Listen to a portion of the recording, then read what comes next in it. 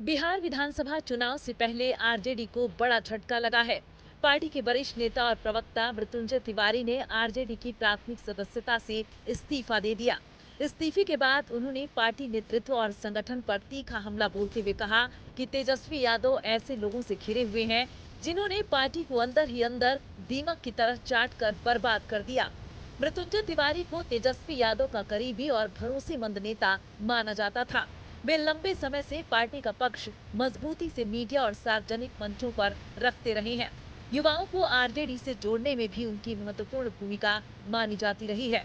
इस्तीफे के बाद तिवारी ने आरोप लगाते हुए कहा कि अब मेरे जैसे समर्पित निष्ठावान कार्यकर्ता के लिए इस पार्टी में कोई सम्मान नहीं है।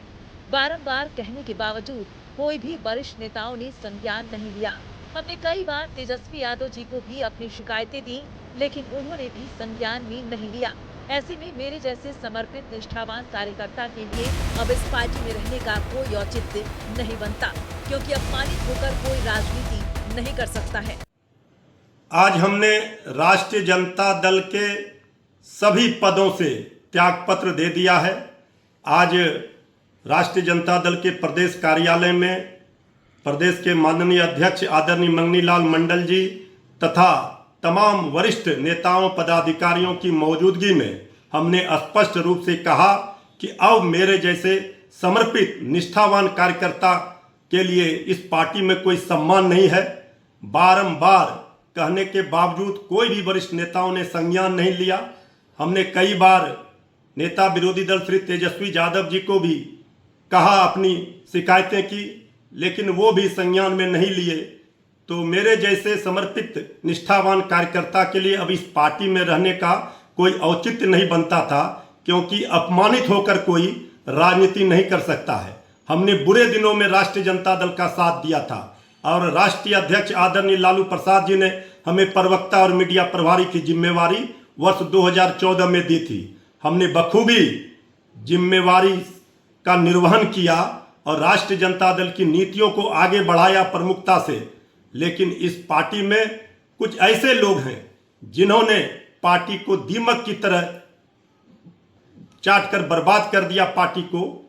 वैसे लोगों से अगर तेजस्वी जी घिरे हुए हैं तो फिर हम जैसे कार्यकर्ताओं के लिए पार्टी में रहना उचित नहीं है।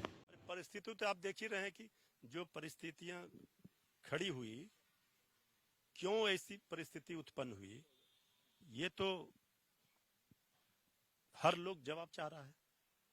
अब हमारे जैसा निष्ठावान, समर्पण भाव से, ईमानदारी से कार्य करने वाला पार्टी का कार्यकर्ता का सम्मान पर ठेस लगेगा तो इसी तरह के फैसले लेने के लिए मजबूर होने पड़ेंगे। कड़ा फैसला लेने के लिए कड़ा फैसला नहीं, हमने पार्टी के 7-8 महीने से लगातार पार्टी के शीर्ष नेतृत्व को अपनी वेदना, अपनी पीड़ा से अवगत कराया, लेकिन कहीं कोई सुनवाई नहीं हुई। तो हमने वेदना कहाँ मेरा धैर्य का बांध टूट गया। वेदना था अब कहाँ था वो छोड़िए, वो सब लोग जानते हैं। सिद्दीकी साहब से मिले। हाँ, आदरणीय अब्दुल बारी सिद्दीकी साहब हमारे अभिभावक हैं।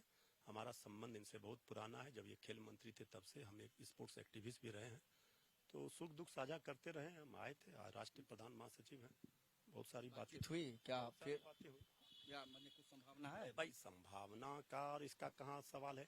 सवाल है कि अब हम ये अभिभावक हैं, बात हुई है, बहुत सारी बात मिलेंगे। अब देखिए अभी आगे क्या होता है। कहीं कुछ जाने का नहीं, ऐसा कोई ऐसी बात नहीं, ऐसी कोई बात नहीं। हमारे साथ इस समय मृत्युंजय तिवारी मौजूद थे। इन्होंने कहा कि फिलहाल जाने की कोई संभावना नहीं है, लेकिन इतना जरूर है, उन्होंने ये स्पष्ट जरूर कहा है कि जिस तरीके से हमारे ऐसे समर्पित कार्यकर्ताओं को कह सकते हैं कि मानसिक तौर पर वेदना दी गई और लगातार हम शिकायत करते रहे। तेजस्वी यादव से हमने कहा, कई बड़े नेताओं से कहा, लेकिन हमारी शिकायत पर कोई भी ध्यान नहीं दिया गया। तो अब सवाल एक ही था कि हम पार्टी छोड़ दें। लेकिन अब दोबारा सिद्दीकी से उनकी बातचीत हुई है। जब हमने पूछा आगे क्या होगा तो उन्होंने कहा कि अभी देखिए आगे आगे होता है क्या। लालू प्रसाद यादव से मिलेंगे या नहीं मिलेंगे, कहा लालू जी तो हमारे सर्वोच्च नेता हैं, लेकिन फिलहाल राजद में बहुत कुछ ठीक नहीं चल रहा है।